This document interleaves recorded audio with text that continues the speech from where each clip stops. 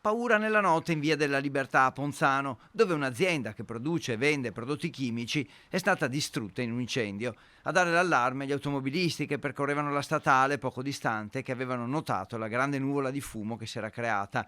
Immediato l'intervento dei vigili del fuoco da Treviso e Montebelluna. Nessun ferito, l'incendio si è esteso per circa 400 metri quadri, sul posto anche i carabinieri e l'ARPAV. A mezzanotte i vigili del fuoco mi hanno chiamato, anche i carabinieri della stazione di Montebelluna, e sono accorso qui in questa azienda che porta lavorazioni in cui sono presenti i solventi, inspiegabilmente ha preso fuoco. I pompieri sono arrivati da Treviso, Montebelluna e con i volontari di Asolo, con 3 autopompe, 3 autobotti, il carro aria e 18 operatori.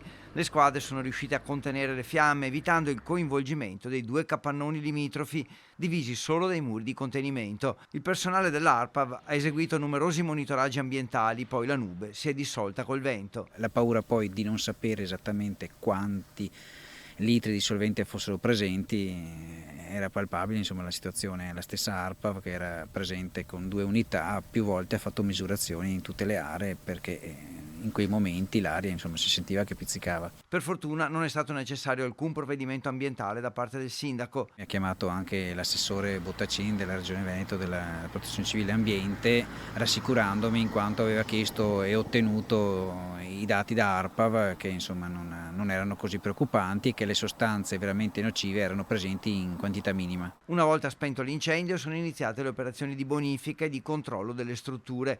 Il titolare è rimasto tutta la notte, andandosene solo al mattino. Era molto abbattuto perché ha perso tutto, ha perso l'impresa, ha perso i contatti, ha perso il suo futuro. Le cause dell'incendio sono al vaglio dei tecnici e dei vigili del fuoco. Spiace chiaramente per il proprietario dell'azienda che ha perso tutto, ma la qualità dell'aria insomma, è buona e ciò che è accaduto ormai è passato.